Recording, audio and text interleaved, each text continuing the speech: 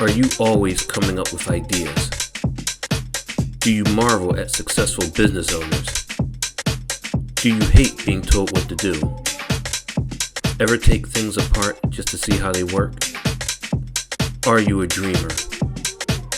If you've answered yes to any of these questions, this podcast is for you. Welcome to the Entrepreneurial Enclave with Kevin Wortham, the podcast that focuses on building, maintaining, pivoting, planning, and investing in you, the entrepreneur. But first, a word from our sponsor.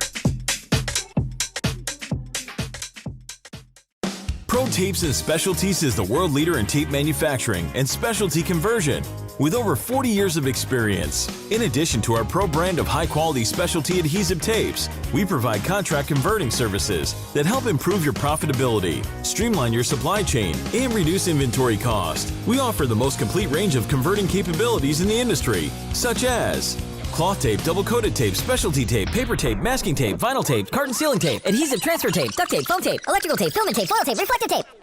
And the tape just keeps on rolling. Visit us online today at www.protapes.com or call us at 800-345-0234. Pro Tapes, it's just how we roll. Welcome to another fantastic episode of the Entrepreneurial Enclave, Life's Coming Attraction. I am your host, Kevin Wortham. So listen, I am going to be totally biased with this whole interview. Why you laugh? I didn't even introduce you and you laughing, so you don't even know why I'm going to be why am I going to be biased, Marketta? Because we cousins, we family. Okay, there we go. We family. I was supposed to say that. All right. Marketta, welcome to the platform. How are you? I'm great.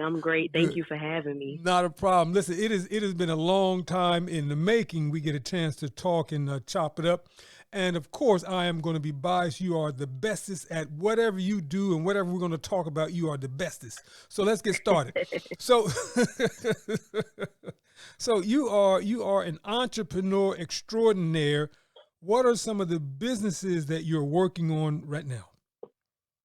Well, currently I am a small business owner for a storefront that's located in downtown Trenton. Yes. I say in the heart of Trenton, I should say, on West Hanover Street. It's called His Music, Her Hands. Yes. It is a collaborative hub that I run with my partner, which is my boyfriend, Nasheed Linton, the owner of Team Savage Apparel.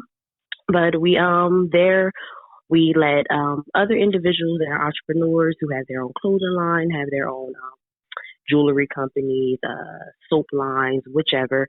They can come in, they can rent space, and they can be able to showcase their products in a bigger, arena type of situation.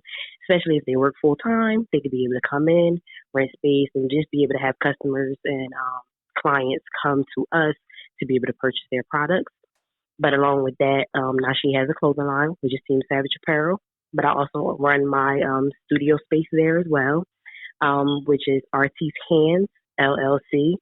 I am a licensed massage therapist. I am a licensed cosmetologist, and I am also a certified phlebotomist. But I do it all for a purpose of seeing a female-only clientele base, but mainly for relaxation massage therapy, also for post-op purposes for clients who have just gotten cosmetic surgery or looking for an intimate space to be able to come and heal during their journey.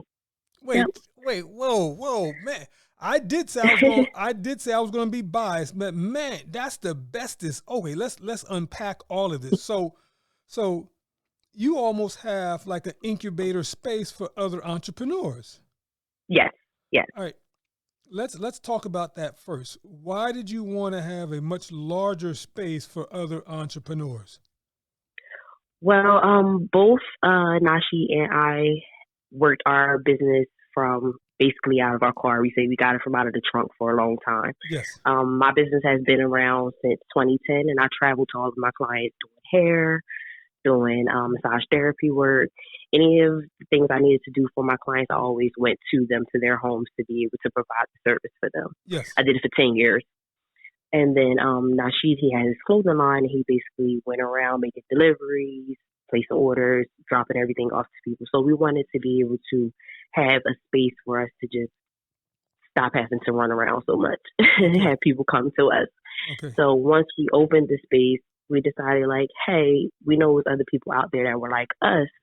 So why not give them the opportunity to be able to come in, showcase their products, but, you know, in a bigger space, have our customers be able to see their products, their customers be able to see our products, you know, everybody working for each other. Yes. Yeah, so we just want to just be able to give people opportunity. Plus, you know, everybody can't work. Now, she still works a full-time job. Yes. I don't work my full-time job anymore. I was blessed enough to be able to leave my full-time job to work fully for myself Yes. almost 2 years ago.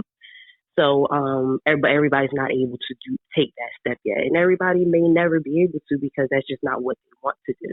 So, you know, while they're at work, hey, we can sell your products here and you'll still be able to work your full-time job, but also run your business how you want to, and it be seen in a space that you really want to, and not have to chase behind jobs, because I know how that feels, you know, wait for people to get off of work, meeting people at lunchtime, meeting people in the morning before work.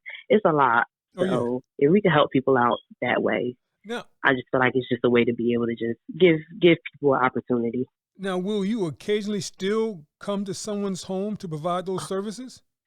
Yes, I do it occasionally. Actually, I'm going to be doing it more in the new year. I'll be doing, during the day, I'll be at the space, and then in the evenings, and then probably on Saturdays, I'll be doing, because I just started going back into doing home visits, because I was getting a lot of people were asking, and a lot of my clientele are outside of Trenton. So just like trying to, you know, please everybody. Now I gotta ask this question.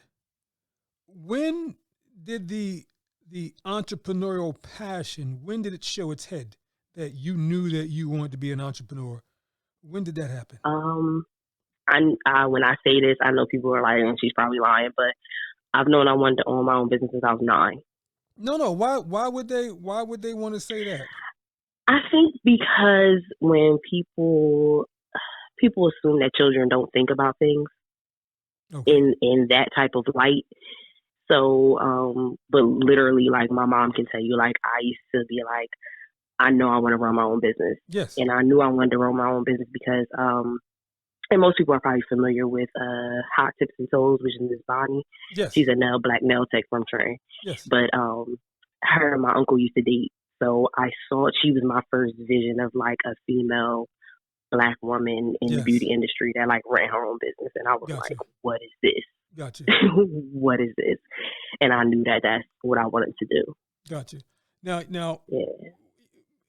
the interesting thing though is that a lot of times in the Black community, right, we don't know what the word entrepreneurship means, but we know what that person is doing, because a lot of times in the Black church, in the Black community, you might be selling water, you might be selling lemonade, you're selling cotton candy, you know, all through the church. You know, you're starting your entrepreneurial venture there, and and I I remember I'm going to mess this up. Your grandmother, right? Your grandmother.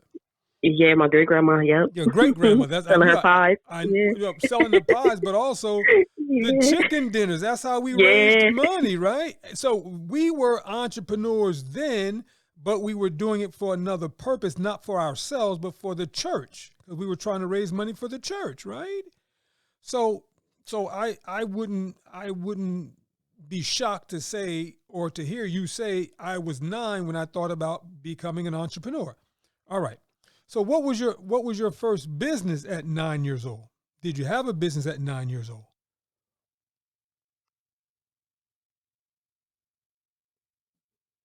Are you still with me? Can you hear me? Yeah, sorry. What happened? Maybe I think I maybe hit mute real quick. Oh, I thought you didn't want to talk to me anymore. I said, damn. I said something to embarrass myself in front of my cousin. Now she don't want to talk to me. Okay, good. No way. I think I would say maybe around 10 years old. Okay. So my mother, we used to go to New York a lot, Yeah, go yeah. to buildings. If anybody's familiar with the buildings in New York, you can go buy stuff so that you wholesale, so that Yeah, you yeah. can resell wherever you live. So I would sell socks, I would sell lip gloss, Yes. I would sell candy, Yes. I would sell little hair accessories. Like I was always like people laugh at me. They're like, "Girl, you sell everything." Like I literally have always been like that. Like I sell everything. Like anything I'm interested in and I like to wear or I Yes. like to do, like I'm gonna try to like get a lot of it and just sell it to people because. Gotcha. And I'm like the referral person. Like people call me when they trying to figure out something. How can I find X, Y, and Z? Or how can I find that? Oh yeah, I know somebody that do that. Because I'm always just big on like if I know somebody that is doing something, a product, service, has it, whatever, I'm gonna make sure I tell everybody Now, about it. let's slow down, cuz let's talk about this referral thing because I gotta, I've got a pet peeve with that. What does referral mean? And then if you are doing the referral or the referring, do you have an expectation for them to reciprocate? Let's talk about that because I don't think we understand what that means. Right.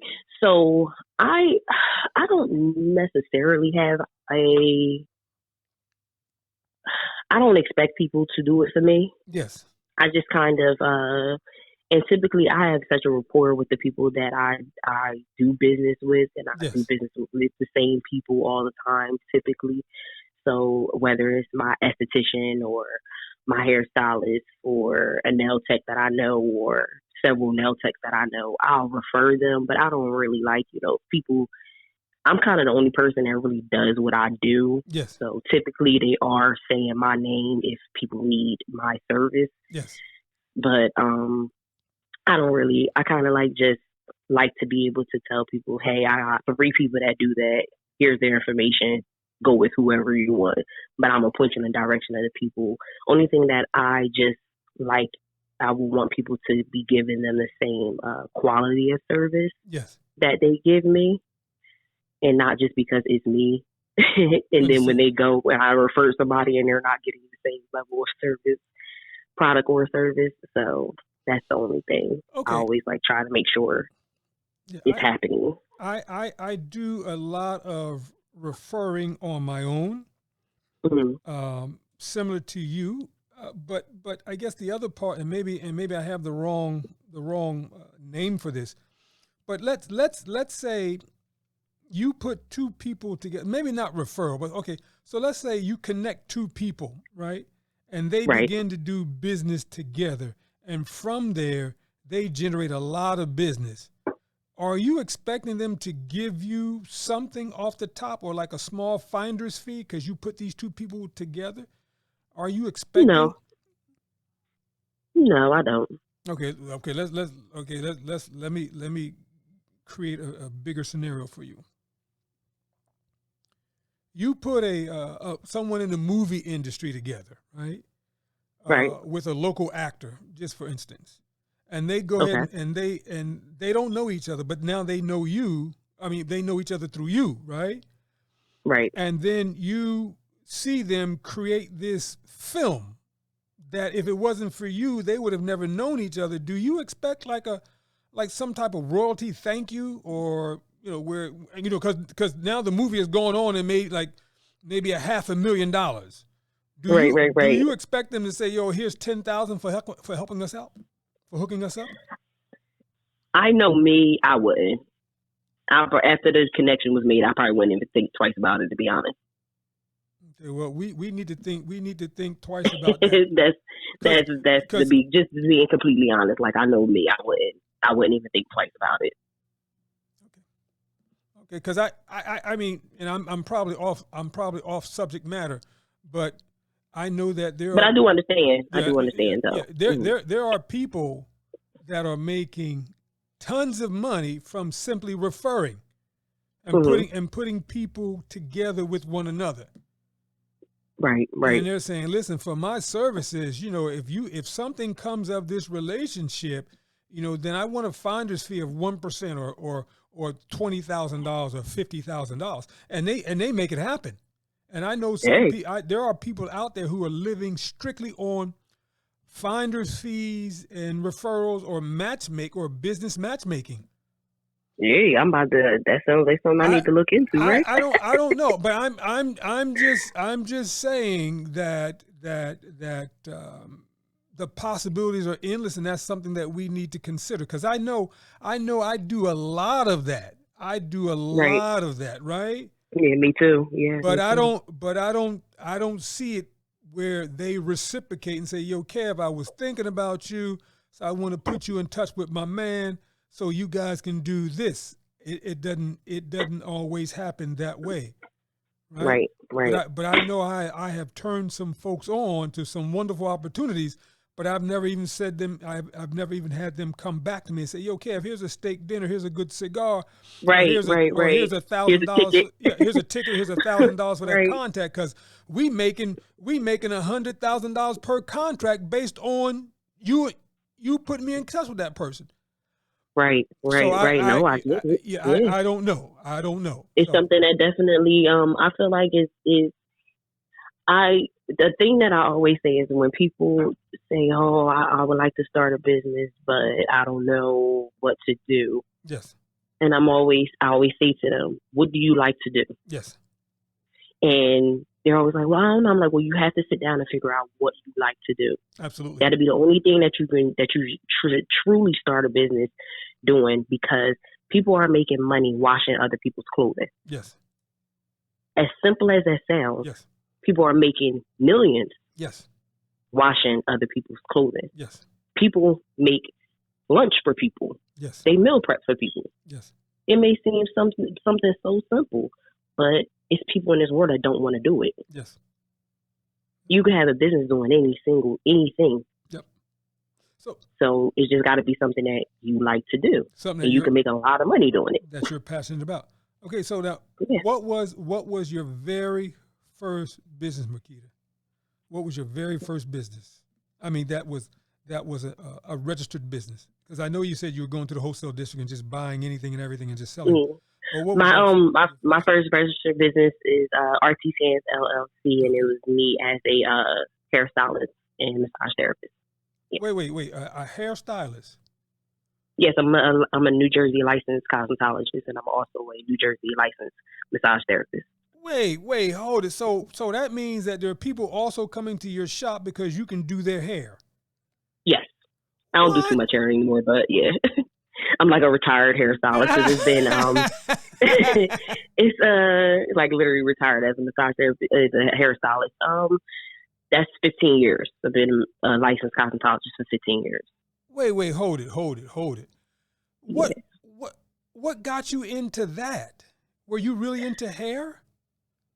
I was really actually, so like I said, the nail shop, knowing the nail tech, I worked with her for years, you know, and literally every summer I worked for her.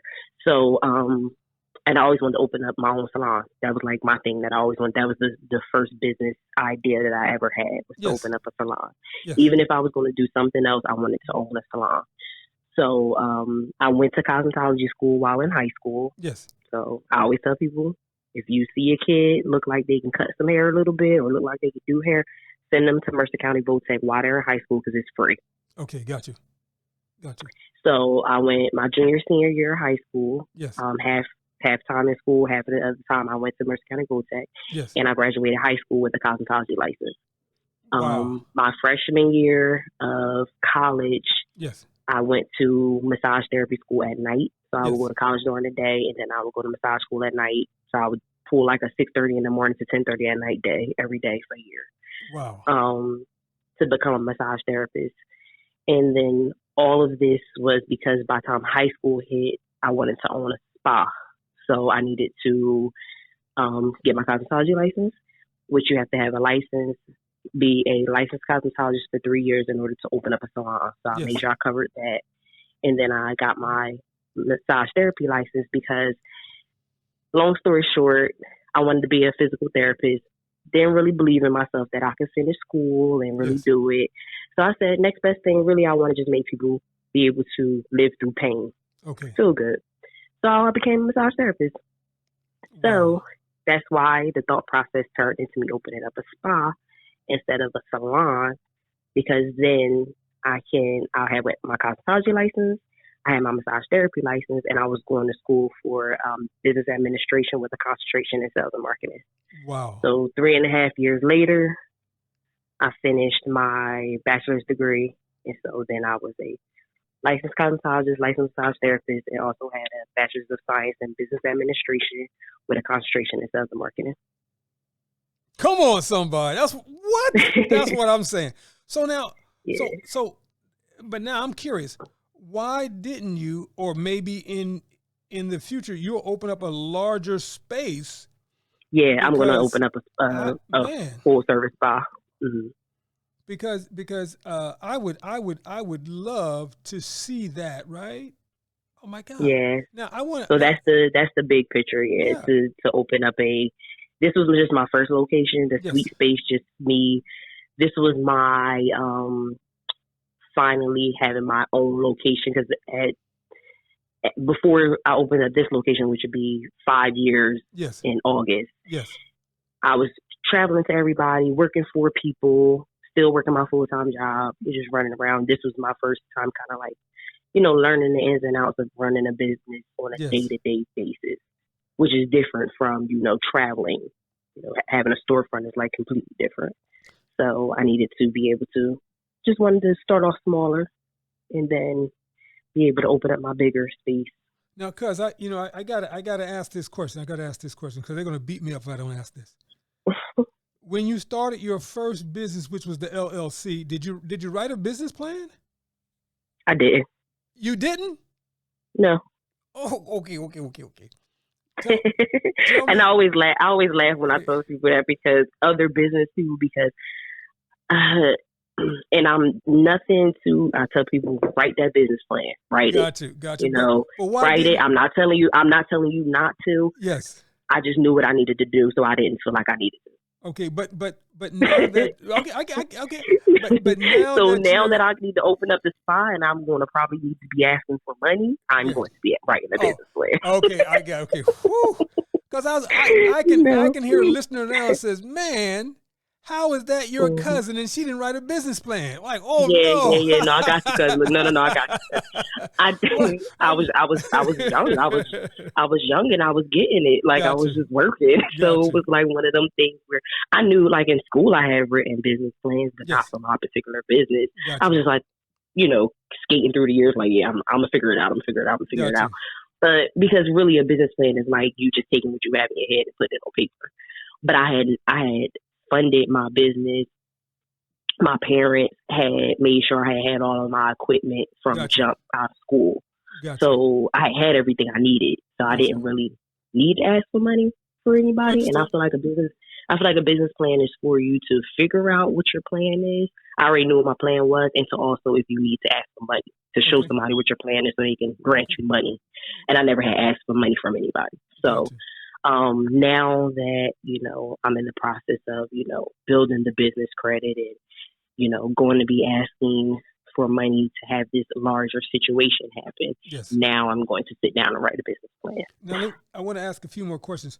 This larger situation, as you call it, where is that going to be located? Is that going to be in the Trenton area? So, yeah. I'm very conflicted. You said, yeah, like you're not sure if you want to put it. I'm not sure. I'm not sure. And that's fair enough. That's fair enough. And it's being completely honest, because and I'm very conflicted with the thought process of where I want to open my spa. I'd love to be able to open up a spa in Trenton, because we've never had anything like that before. Yes. But it would be where? Yeah. It would be because I feel like the caliber of how I would like my business to be ran, it needs to have the proper location. Listen, for me to be able to say no, be charging what I'm charging, and it makes sense. You know what I'm saying? Listen, because I'm with you. Say no more. And you know what's so funny? Some of the people who may listen to this, right, will will probably not tell you the truth, but beat you up on the backside. Right. The reality is that the folks who would want to support you would not come to a Trenton location. Absolutely. You put it on the border, you put it on Lawrence, and they would come. I mean, let's be real about that, right? Let's be real about that. Certain businesses at its present time in its present climate are suited for Trenton.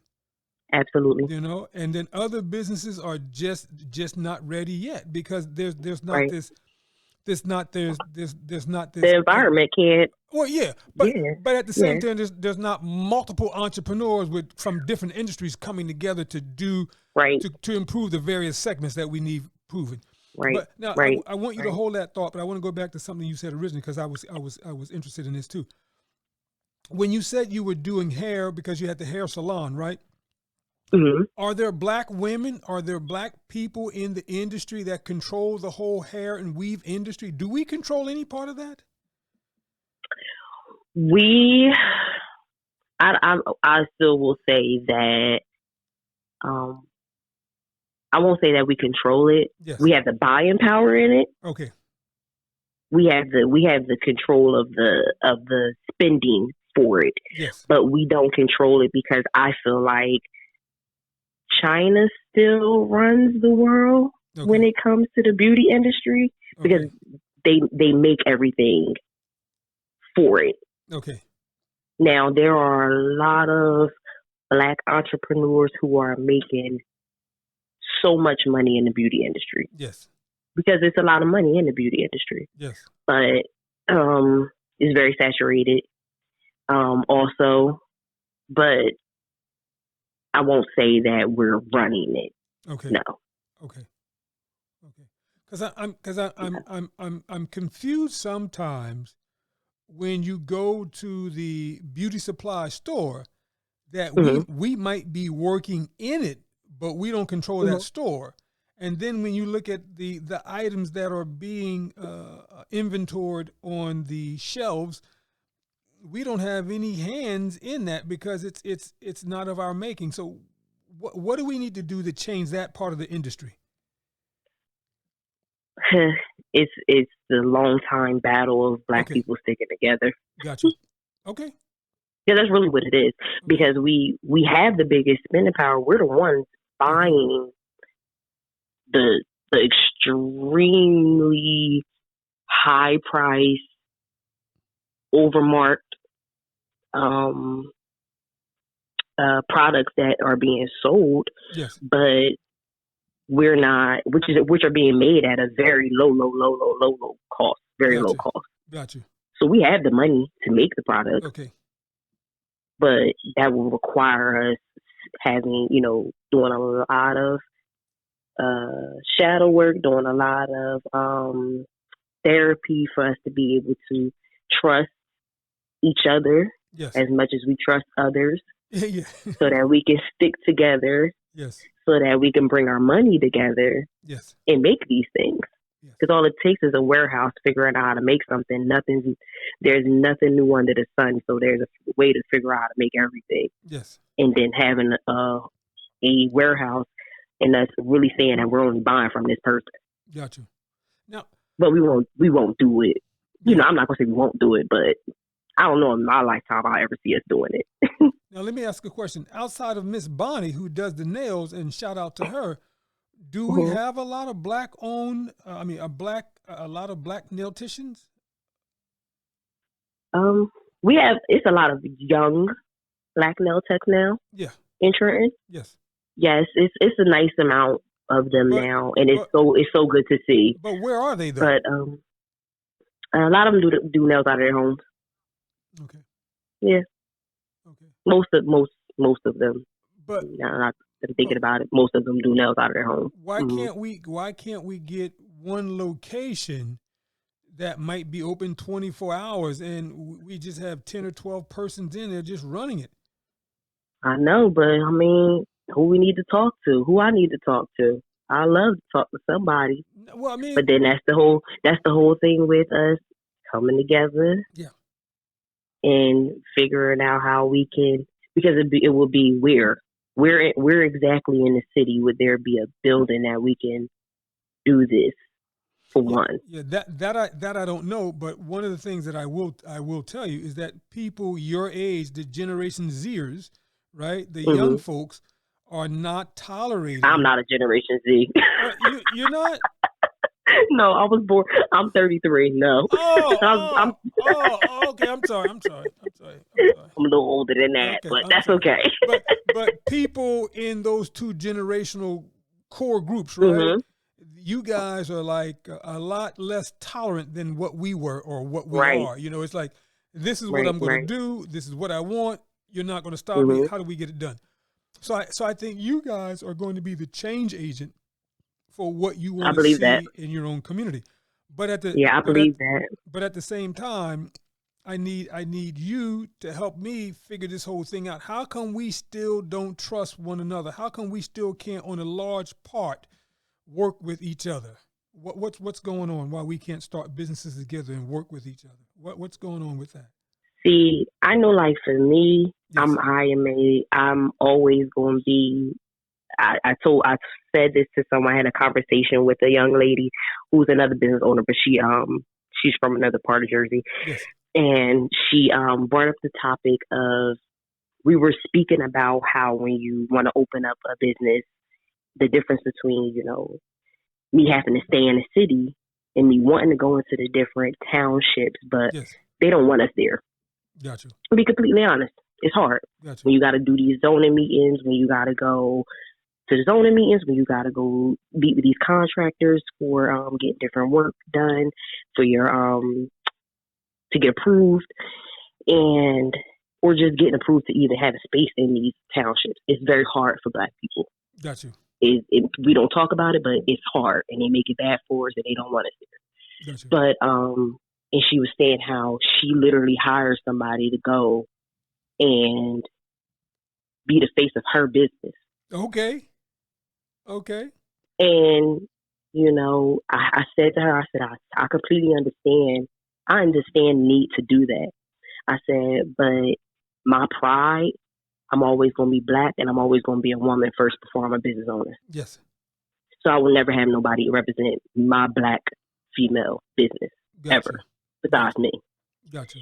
So, them sound like fighting words, cuz I heard that energy right there, boy. Yeah. So that's why I'm conflicted actually right now about where I would like to open up my spa, because I can't break that within me to say that I'm gonna let somebody else, or I'm gonna even go in and occupy a space that I know I'm not wanted. Yeah. Okay. Got you.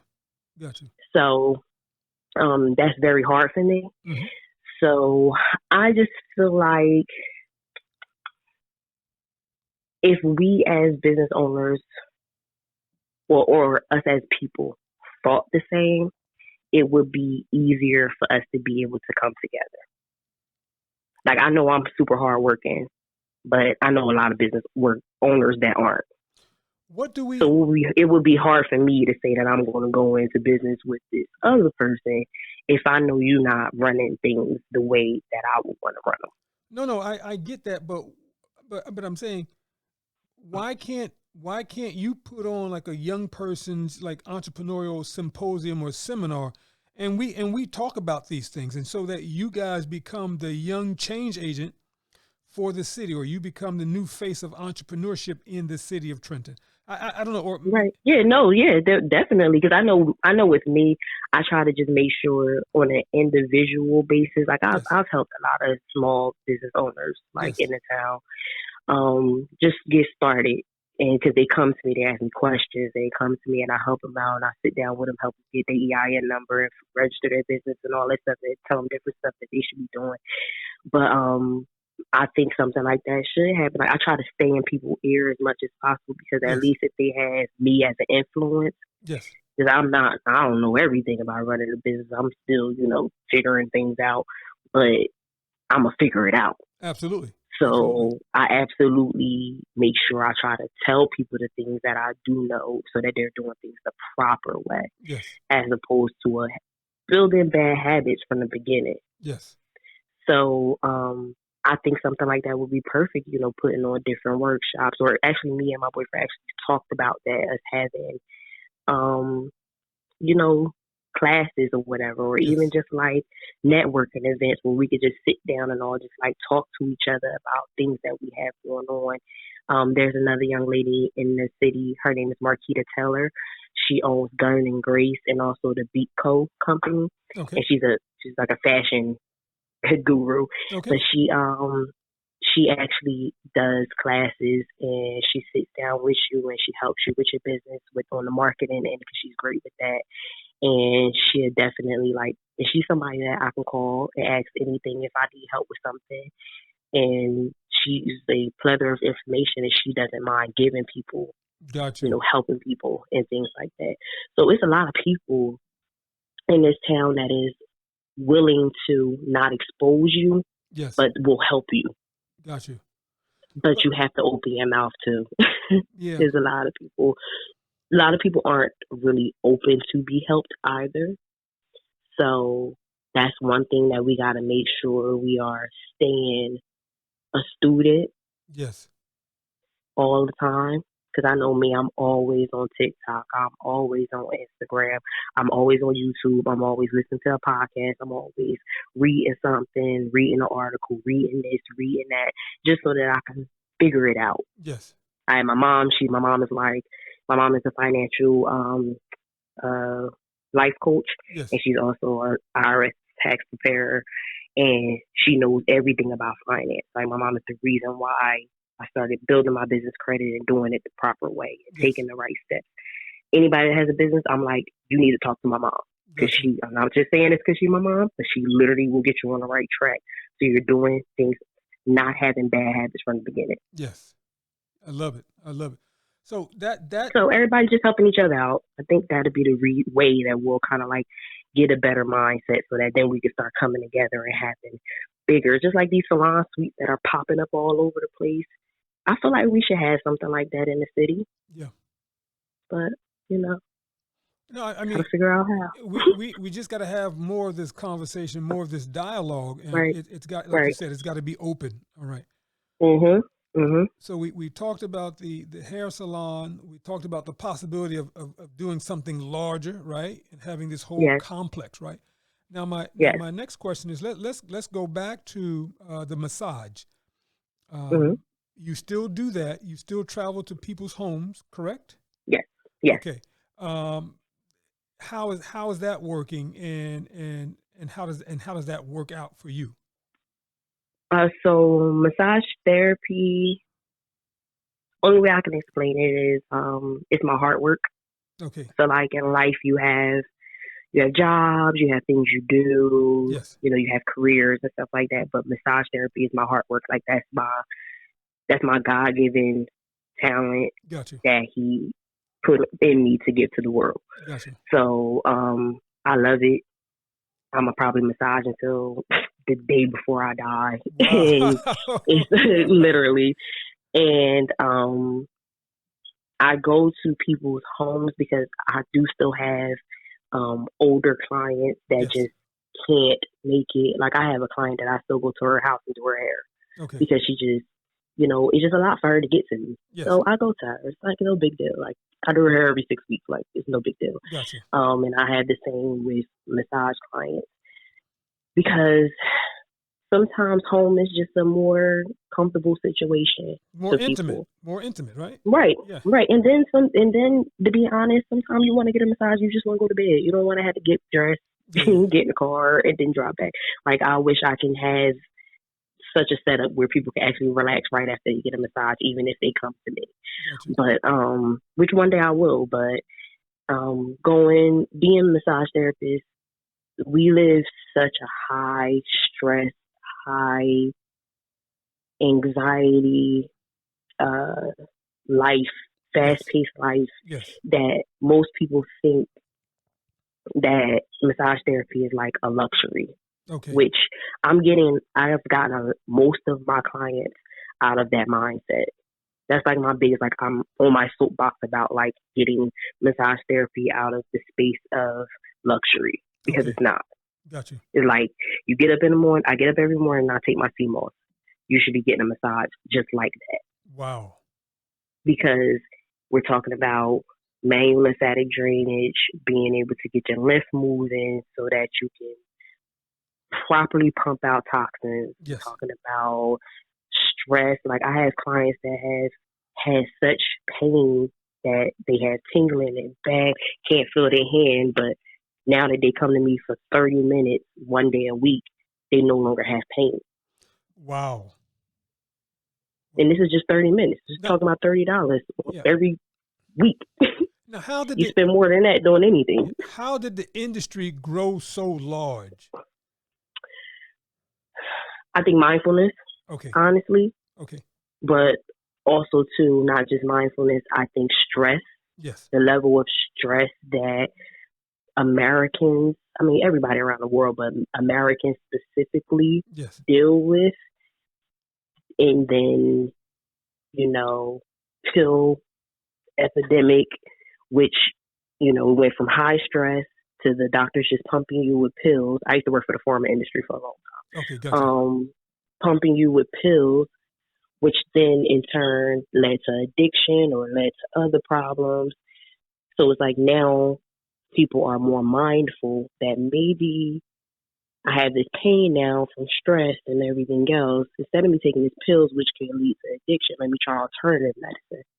Gotcha. So we're talking acupuncture, we're talking yoga, we're talking meditation, we're talking massage. Yes.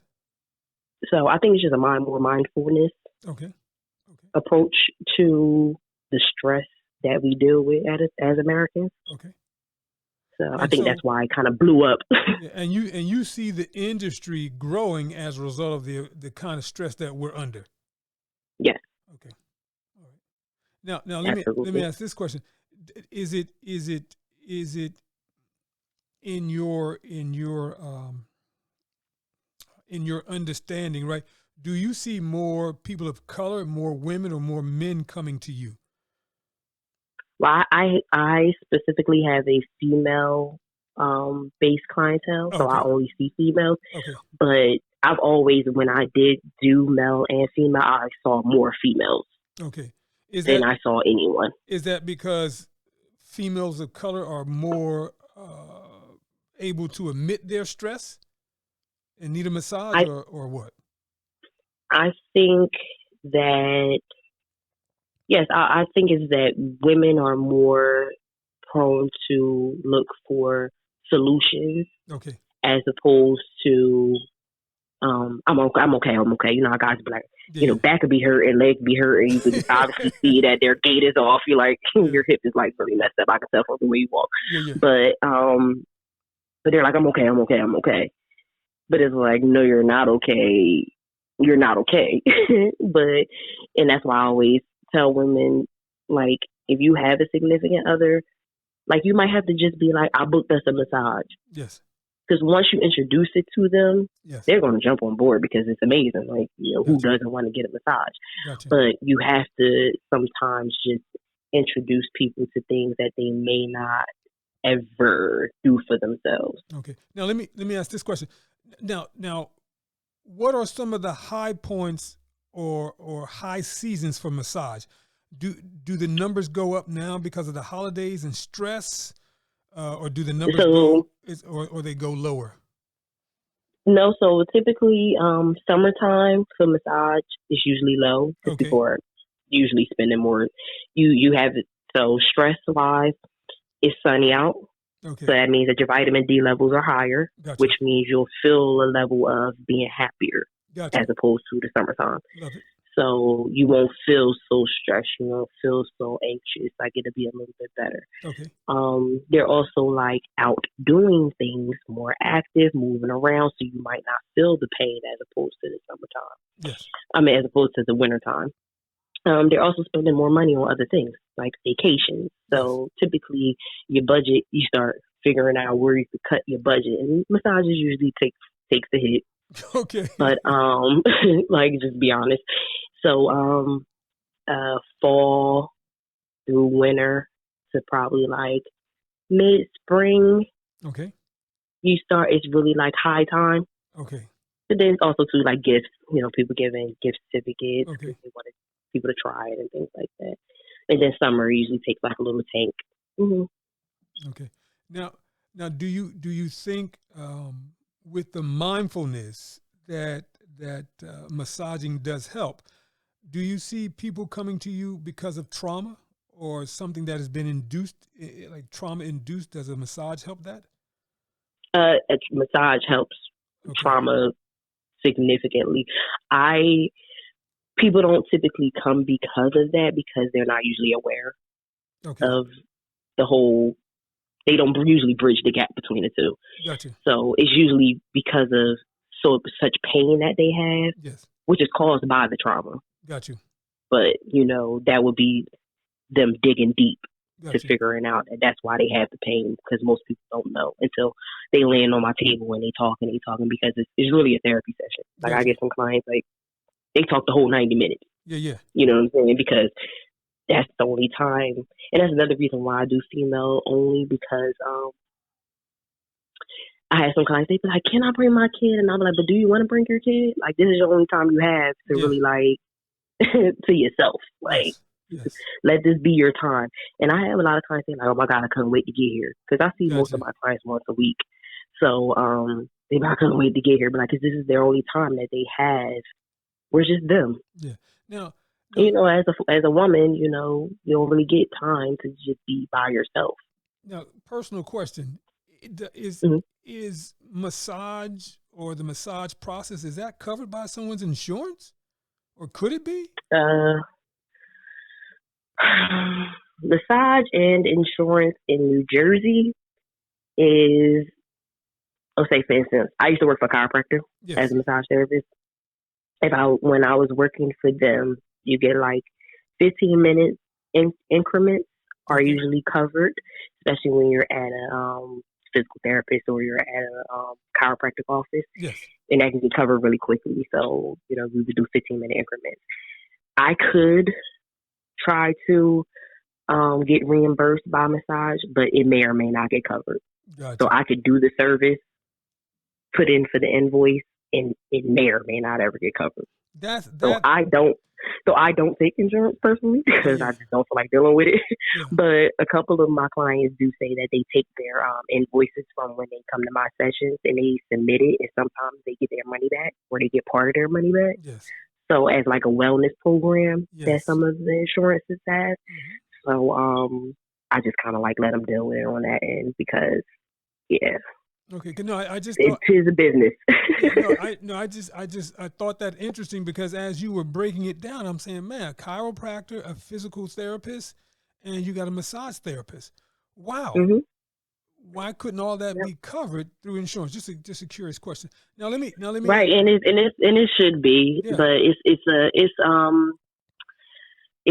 it's all politics basically. Yeah. If I had the doctor in front of my name, I would be able to just Yeah, right. have somebody in there doing the coding, Yeah. have somebody in there doing the coding, and it would be covered because just like chiropractic work, it's palliative therapy. So Yes. it only works because I'm doing this right here, right now, and then probably in 2 days, Yeah.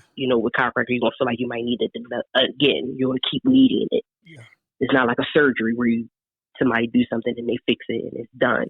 Now let me You're gonna keep needing it. So now let me ask this question, right? Now, before we started delving deep into the conversation, you had mentioned that massaging through cosmetic surgery. I think something that effect that you provide massages. So what does that mean? Like if somebody has had like a cosmetic surgery? Yeah, so if you've had cosmetic surgery, which there's a big thing right now, people are getting lipotherapy, they're getting tummy tucks, they're getting breast lifts, they're Yes. getting Brazilian butt lifts. What is So that? That is making the butt bigger and lifting it higher. But that Yeah. is that like really like cosmetic surgery, or is that Yeah, they're all something? Okay. they're all cosmetic surgeries because they're all making the appearance of you better. Okay. So it's considered a cosmetic surgery, But it and it's needs to be not covered by insurance. but it needs to be done by someone who's licensed to do that, right? Yeah, they go Okay. to Okay. board certified cosmetic surgeons to Okay. get this done. And Yeah. so hmm why do they come to you afterwards? So afterwards, people should come to a massage therapist who does manual lymphatic drainage or Yes. does post-op treatments in order to help them wake up their lymphatic system and help them to be able to drain out the fluid properly through their lymph nodes. So Yes. they would either urinate it out or sweat it out, but it will help build up because once you get surgery, you kind of slow down and temporarily stagnate your lymphatic flow. So you Gotcha. have to kind of like help reset it Yeah. Now let's so that it can let's properly let's slow flow. down. Let's slow down. Cuz you smart. You know Mhm. what? Cuz you are smart. Wow, I'm sitting here like, damn, my cuz is smart. That's all right. Now now tell me about the lymphatic system, right? That goes throughout your whole body, right? Yes. So your And lymphatic system runs right underneath your skin, yes. and it goes throughout your entire body, Yes. and it's one of the most important systems in your body because that's what helps filter toxins Yes. and helps flow them through your body so that they can come out, secrete them out. Sweating, that's what happens when we go to the gym, work out, Yeah. then we sweat. That's what's happening. And then also, sometimes that's why you drink a lot of water so that Yes. you can urinate them out. Now let me ask this question, right? And I know I'm shooting myself in the foot when I ask this question, right? So when people are diagnosed with cancer, right? hmm Could cancer be a form of toxic Toxicity. thank you. Could could the massage help get the lymphatic system moving or amped up to move out certain cancerous aspects of that? Could that happen? uh, hmm. So I want to answer this question in a particular way Okay. because I'm not a doctor, so I don't want to say No, certain things. understood. But so you don't want to do it on a lot of cancer patients. Yes. It will definitely help them, and I'm Okay. gonna say that with like you could definitely, I'm gonna quietly whisper, it could definitely help them Yes. type of situation because a lot of people tend to lay too much, Okay. get swollen because their lymph flow is just like shot Yes. completely. It is said that it could help, especially with like Alzheimer's Yes. patients, because a lot of it is having stagnant lymph flow. Yes. And I'm gonna say yes, Okay. only because if you can get manual lymphatic drainage done all the time, like I do it on myself every day, I is definitely going to help with you properly filtering your body the way yes. that it needs to be Yes. filtered. But you also have to make sure you're doing it the right way so that it doesn't help spread things in certain areas. Because, say for instance, if a person had breast cancer, Yes. they don't have lymph nodes sometimes because some doctors, instead of them just taking one lymph node, they'll take a lot of lymph nodes underneath their arm. Yes. So if you go to someone who doesn't know, who isn't properly trained on manual lymphatic drainage, they will move, your lymph flow and then try to pump it into one area, which you don't even have a filtration system in that area anymore. Got you. So you need to make sure you're going to somebody who knows what they're doing if you have cancer, because if you're moving it in the wrong direction, you're just going to just literally have it sitting in one area of the body, Got and you. that could just cause a whole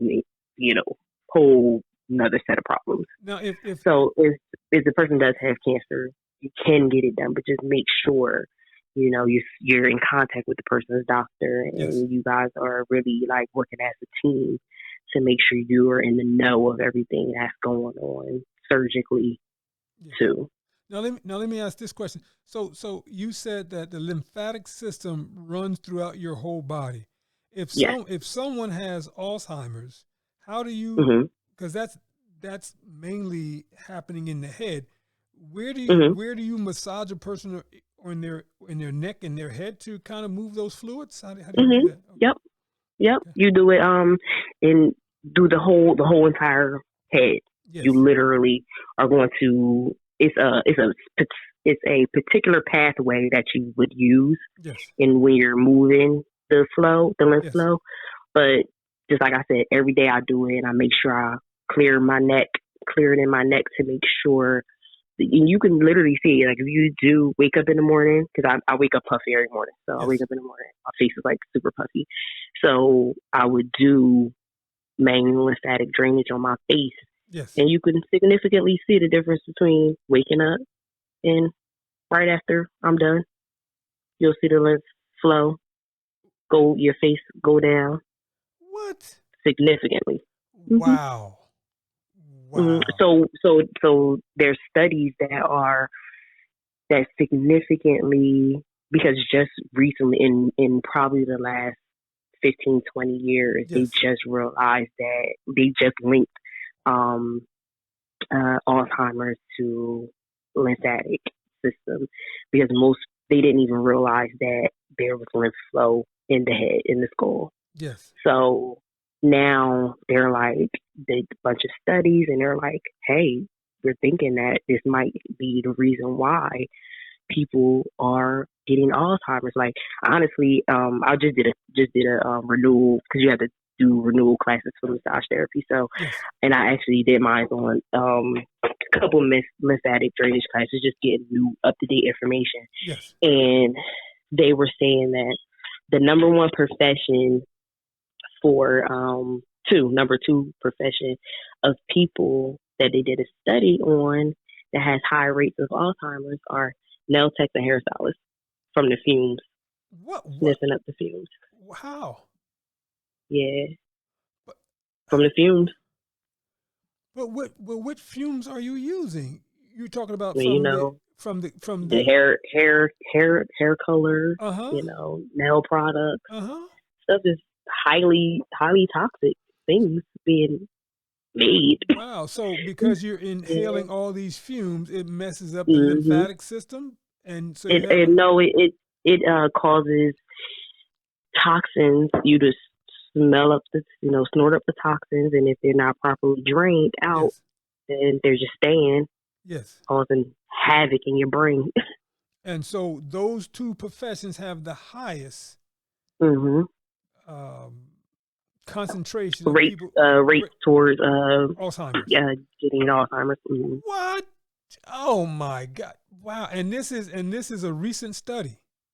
Yeah. Wow! So no wonder the nailticians wear masks sometimes. Hmm. Wow! Mass, and they have heavily ventilated areas. Like, probably Yes. should just be doing it outside, if Yeah. anything. Yeah. Yeah. Yeah. Hmm. Wow. Cuz let's take a 5-second break. I gotta sing your praises. My Okay. cousin is so smart. She is so smart. She is so smart. Man, this is wonderful. Oh my God. Thank you. Thank you. Thank you. So listen, we got more to talk about, but can you tell us where people can reach you if they want more of your services and they want to have access to you and your services? Where can folks reach you? So I can be found. I have a website. Yes. It is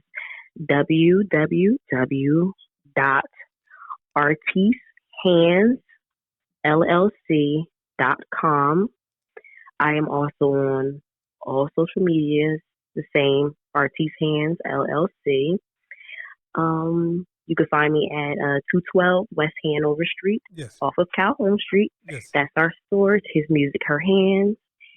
And that's basically where you can find me. Okay, no, this is good. I'm always on social media, so you can Yeah. always DM me. You can inbox me. I'm not weird. You can text me. It doesn't matter. I'm always down to talk if you have any questions or anything. I am so excited. I got to put some of your business in the street now. I've watched you grow up, and I'm like, wow. And this is probably the first time we are having this intense conversation. This is wonderful. This is wonderful. So we're gonna give a shout. When you were born, were you at Cadwallader Asbury? You weren't at the Asbury Church, were you? No, I was at Cadwallader Asbury. My granny was at she's the original Asbury member. That's right. Absolutely. Yeah. Okay, so you were born at Asbury, Cadwallader Asbury. Yeah. Okay, gotcha. Mm-hmm. Gotcha. But yeah, and because I have a picture of your mother and I and James Lyons and a few other people. Yeah. In the children's choir. Yeah. That's yes, all right. we are originals. Yes. Yeah. So let's swap. But I thank you for allowing the old man to digress and go down memory lane. 5 years from now, where are you with your businesses? Are you looking to franchise, or are you looking to stay in the Trenton area? I don't think I would. I don't know if I would franchise. Okay. I probably would still keep locations that I have, but they may transition into other things. Okay. Type of situation. But 5 years from now, location wise, I'm not sure. I'm gonna just be completely honest. But because I'm up for, if I may need to move, I will. I'm not like I'm a Trentonian for the rest of my life. I'm not like, I don't have that mindset. Yeah. But I will have my spa. Yes. 5 years I will be, how old am I? I'll be close to retirement.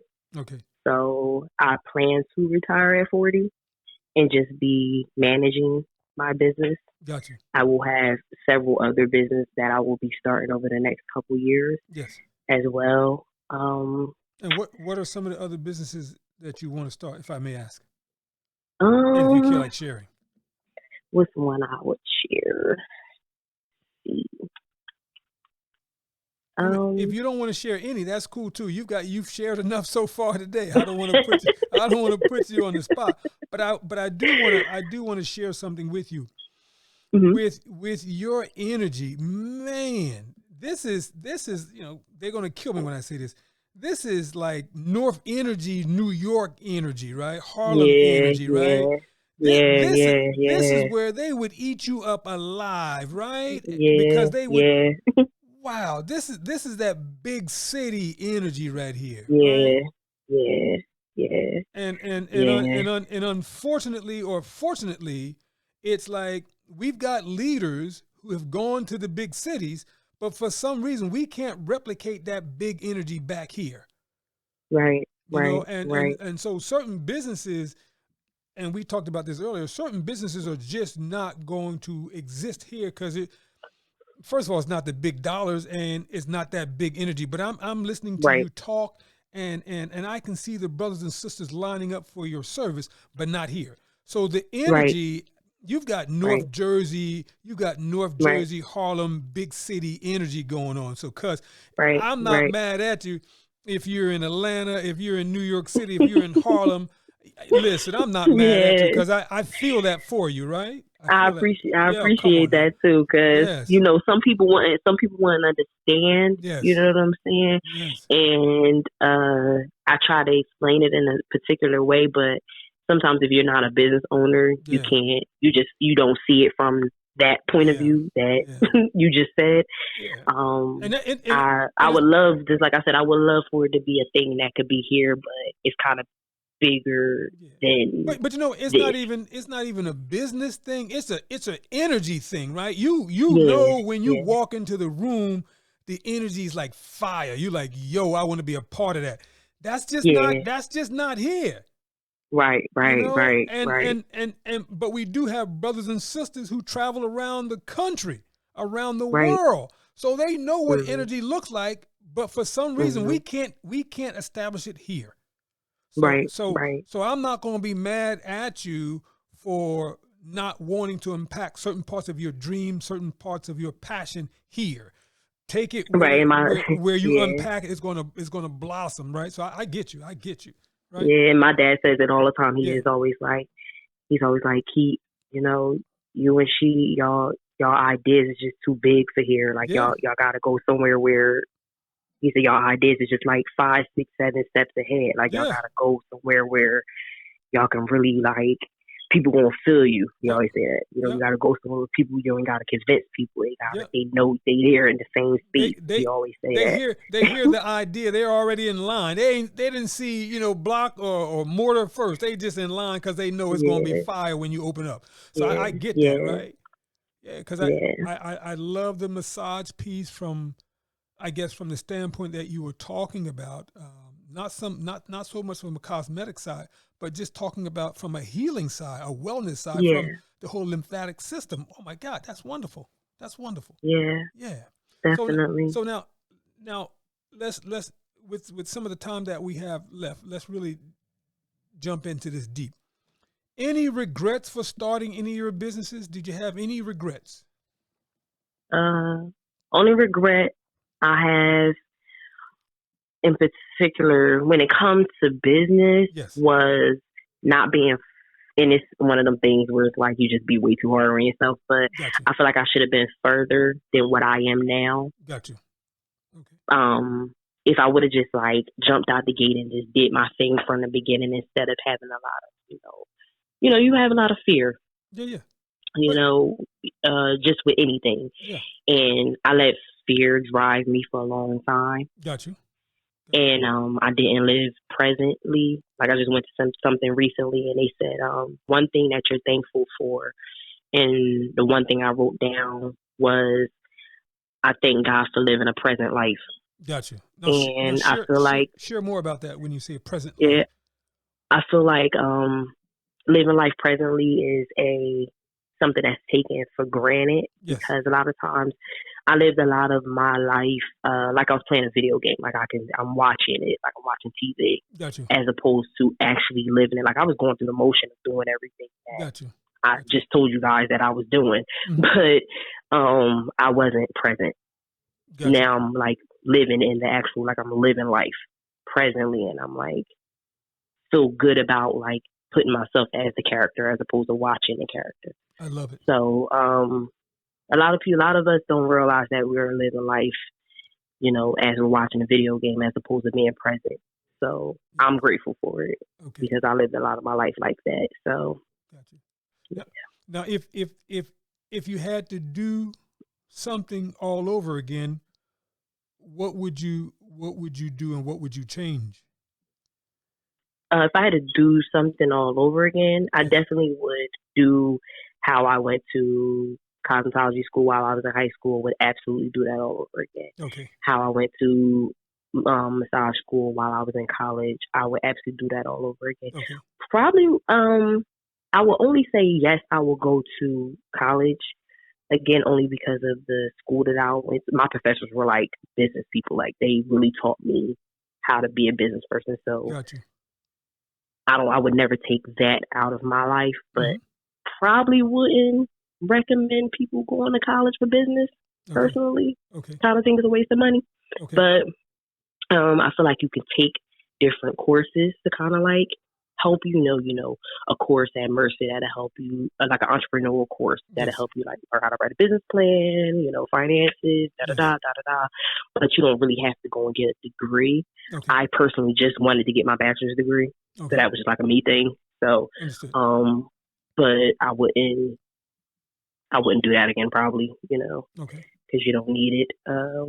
And then I probably would have gone to become a chiropractor or a physical therapist. I probably Okay. would have did it. Now I'm looking at life in retrospect, Yes. just because I would have been able to open up something like way larger Okay. now that I'm like thinking about it, because I would have had the credentials that would have been allowed me to move around in a particular way Yes. that I'd like to move around Yes. business wise. So Okay.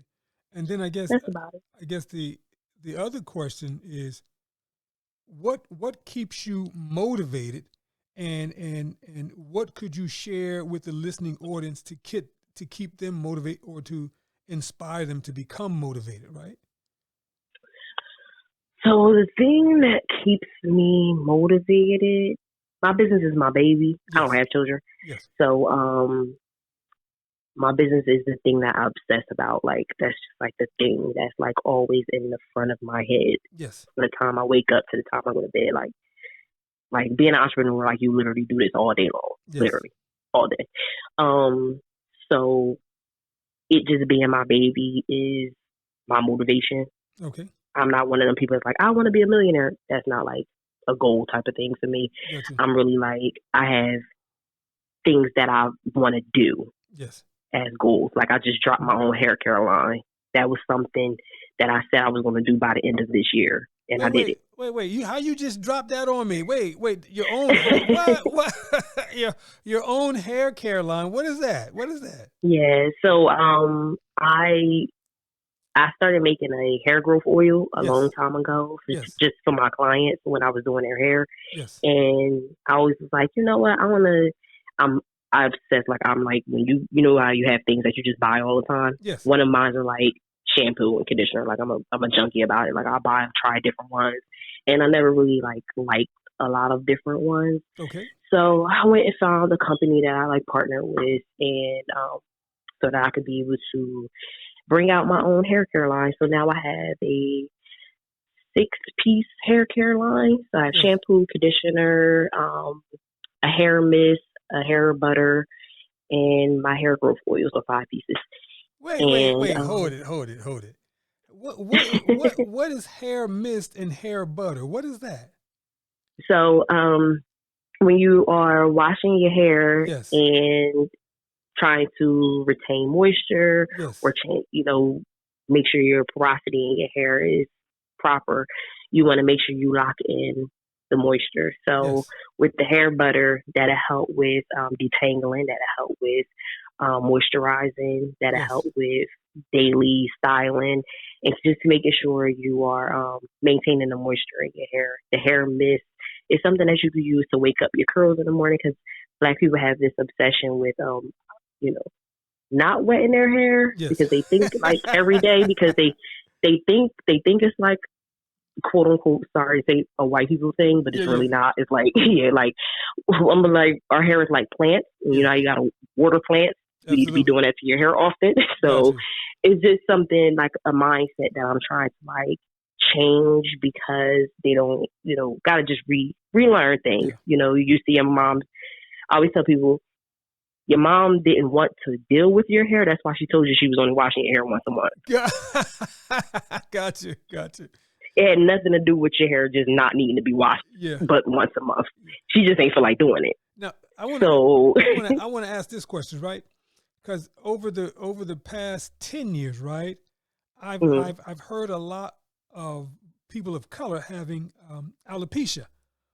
Yeah, tractional alopecia. Yeah. Mm-hmm. Now, is your product going to be set up to help some of those persons or people? Yes, because it's the hair care line that I have. So my shampoo is flaxseed base and rice water base, which are both great for lymph retention, moisture retention, and the vitamins that you'll need for hair growth. Yes.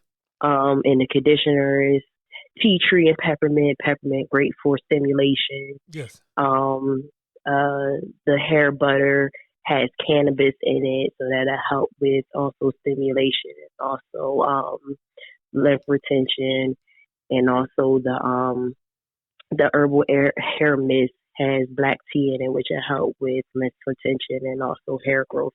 And the hair growth oil is just like, that's my star player, so that's just like going to help with hair growth. But it's not so much, nothing that you use will ever really be in the product. It's going to be in the routine. And I tell people that all the time. Got you. Okay. You have to have a routine. Yes. If your hairline from the tractional alopecia, if you're continuing to just put wigs on it, not treat it, you're going to continue to further damage your hairline. Yes. But if you start a routine of every morning and every night. I'm going to spray. I'm going to moisturize. I'm going to massage to bring stimulation and blood flow to that area. Yes. You will have hair growth again. Gotcha. I got one question. It's a routine. Are you gonna do something like a black man bald head butter stuff? Because let me tell you what What you just want to use with his chapped? No, it's not. Were you trying to grow it back? No, I'm sexy this way. Listen. I mean, I always tell him my dad has been bald literally as long as I've been alive. I can't even remember when my dad had hair. He's been bald that long.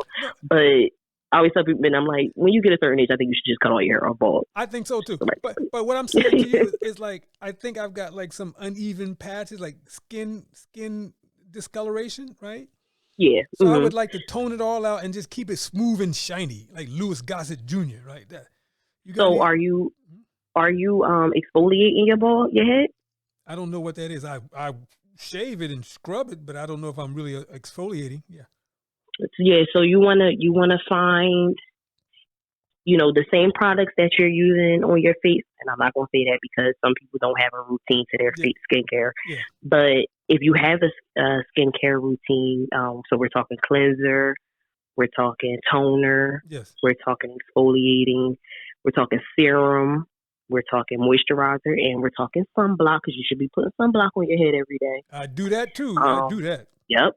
Okay. Yep. So all 5 of those steps of products that you're doing on your face, you need to be doing on your head as well. Got you. Cause listen. So all the way to the back of your nape of your head. Yeah. Cause that'll even and tone your head out. And just like I said, routine. Got you. Once you get the routine of it, of doing all of those things, that'll even out the color. It'll be the same color as your face. Got you. Cause listen. I gotta bring you back because, man, you're so smart. Listen, my God, I think in all of your 30-something years, I might have said maybe 2 paragraphs to you. Boy, was I! Oh my God, this was so good. I gotta bring you back because when I bring you back, I want to talk about some specific things. But one of the things that I'm trying to encourage the audience to do is that when they hear this podcast, right, that they go to, the various platforms that the podcast is going to be uploaded upon, and let's just have conversation. Are there any questions that the interviewer didn't ask, or was there any question that the guest should have answered, or you wanted the guest to answer? Because, man, the alopecia, the dementia, there's a lot to unpack there. Being in business, the nail salon, the energy. Wow, we could go on and on and on, but I want to stop us. I want to stop us right here so that and I know that you're going to commit to me part 2 of another conversation. This is fantastic. Absolutely. Whoa. I'm always down to talk. Yeah, I can hear that. So people know that you talk more than I talk, so we must be family. They haven't met our people. They don't nobody talk more than them. Yeah. But the next time we come back together, I'm going to talk to you offline because I really need a better routine for my bald head, right? Because I think my bald head is kind of sexy, but I want to make it sexier, right? I hear that. I hear you want to listen from the distance. I want to have the top 10 sexiest heads in America, right? I hear that. But yeah, cuz this was fantastic, and my apologies for getting you on or waiting too long to get you on the podcast.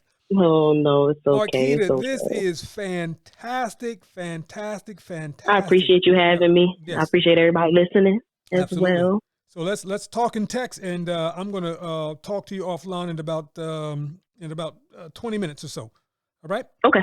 All right. Love you. We'll talk in a minute. Love you too. Bye-bye. Bye-bye. That concludes another episode of The Entrepreneurial Enclave with Kevin Wortham, the podcast that focuses on building, maintaining, pivoting, planning, and investing in you, the entrepreneur. We We hope you found this episode informative and enlightening. If you have any questions or comments about any of our episodes, please call 609-731-9311 or email kevin@minding-our-business.com.